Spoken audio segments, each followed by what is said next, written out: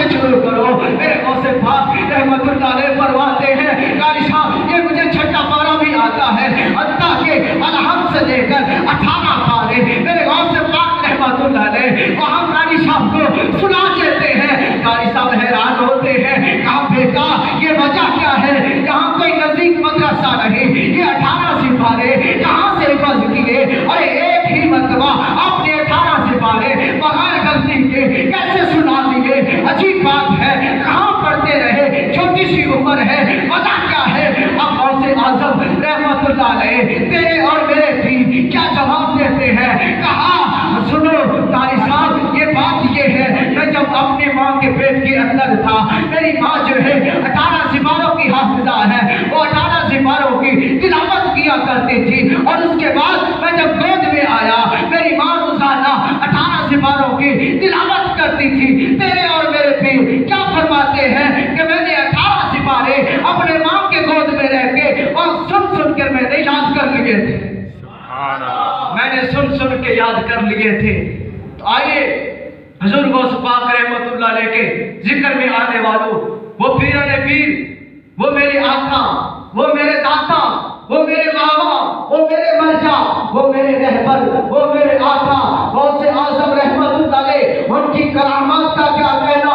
जहाँ से मेरे गौसे पाक गुजरते थे आवाजें आती थी, कहीं कोई भीड़ होता, कहीं कोई रश होता, कहा जाता अरे अल्लाह का वली आ रहा है, इसे रास्ता दिया।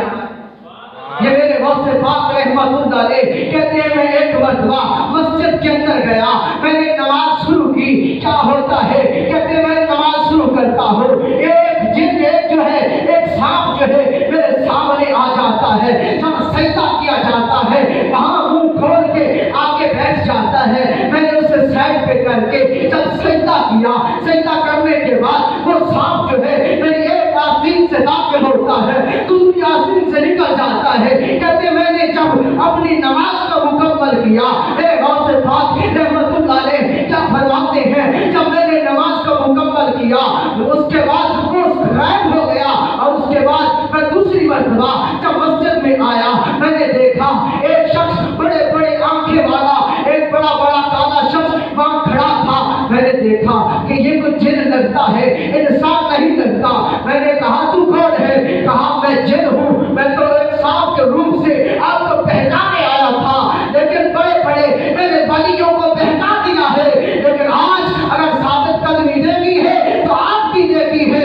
ये मेरे गौसे पाक है जो साबित कदम रहते हैं, और मेरे गौसे पाक फरमाते हैं मेरा जो कदम है तमाम औलिया की गर्दनों पे, मेरा जो कदम है ये तमाम औलिया की गर्दनों पे है। हुजूर गौसे पाक रहमतुल्लाह अलैह के जिक्र में आने वालों, मेरे गौसे पाक रहमतुल्लाह अलैह की दास्तान बड़ी मशहूर है। मेरे आका मेरे गौसे पाक रहमतुल्लाह अलैह, अरे बचपन है, अभी बचपन है, माँ भेजती है और जेब में कुछ अशरफियाँ देती है, वो अंदर से सी देती है। रास्ते में डाकू आ जाते हैं, जब डाकू आते हैं वो सारे काफले को लूट लेते हैं। कहते हैं बेटा बता तेरे पास क्या है? अरे मेरे गौसे पाक रहमतुल्लाह अलैह, अरे कोई झूठ नहीं बोलते, कहा मेरे पास 40 अशरफियाँ हैं, सब सच बोल देते हैं, ये सच बोलने वाले। अरे हम एक ने वाक़या पढ़ा है, किताबों में आता है, स्कूल की किताबों में भी पढ़ते हैं। अरे ये कौन थे? शेख अब्दुल कादिर जिलानी कौन थे जिनको हम गौसे पाक कहा करते हैं? वही गौसे पाक थे, वही गौसे पाक थे। कहते हैं मेरे पास 40 अशरफियाँ हैं। अरे काम वो डाकू कहते हैं अरे इस बच्चे के पास 40 अशरफियाँ अरे कहाँ से आ सकती है? अरे उन्होंने ताल बटोल कर दिया, आगे चले गए। दूसरे शख्स ने पूछा, आपने यही जवाब दिया मेरे पास 40 अशरफियाँ हैं। तीसरे ने पूछा, यही जवाब दिया।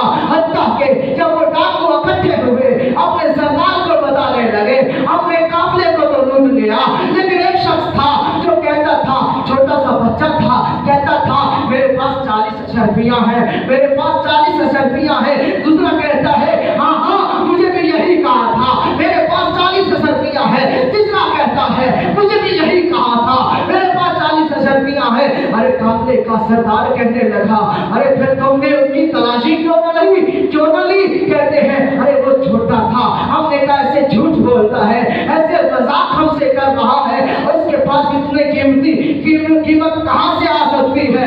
मुकाबले का सरदार कहता है ना ना, इतनों को उसने कहा है अरे उस बच्चे को मेरे साथ सामने लाया जाए, मेरे सामने लाया जाए। वो फिर जाते हैं, वो डाकू पीछे काफले का पीछा करते हैं। कहाँ जाके मेरे गौस पाक अभी बचपन है उनको लेके जब अपने सरदार की बारगाह में आते हैं और आके सरदार पूछता है अरे तो बता बेटा तेरे पास क्या है?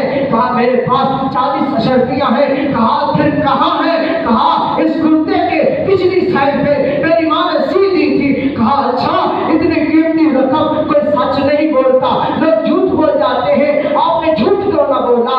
आपने रकम क्यों ना बचाई? मेरे गौसे पाक रहमतुल्लाह ने क्या जवाब देते हैं? कहा अरे मेरी माँ ने मुझे वसीयत की है बेटा कभी झूठ नहीं बोलना, मैं अपनी माँ को मुंह क्या दिखाऊंगा। यही अल्फाज थे।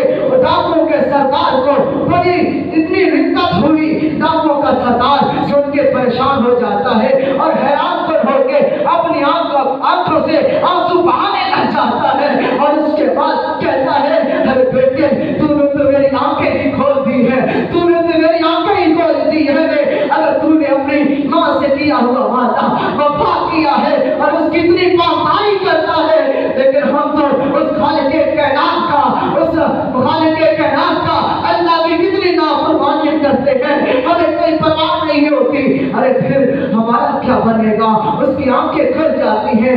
एक नसीहत का देखो कितना फूल मेरे गौसे पाक रहमतुल्लाह अलैह ने दिया और फिर वो सारे डाकू उन्होंने तौबा की और तौबा की। मेरे गौसे पाक रहमतुल्लाह अलैह ने तमाम डाकुओं को तौबा करवा के और विलायत का ताज अता फरमा दिया।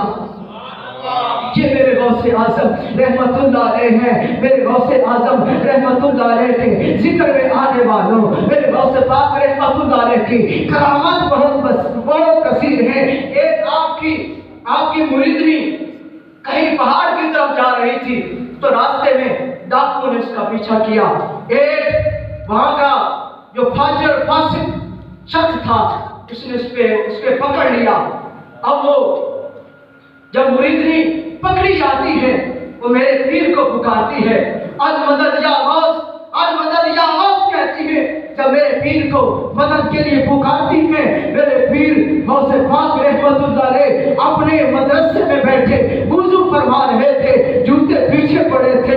मेरे गौसे पाक रहमतुल्लाह अलैह वहां से अपना जूता उठाते हैं, वहीं से मारते हैं और वो जो फासिक शख्स था उसके सर पे आके लगता है और उसकी जुर्रत ये होती है उसके जब सर पे लगता है वहीं पे हलाक हो जाता है और उस औरत की इज्जत बच जाती है।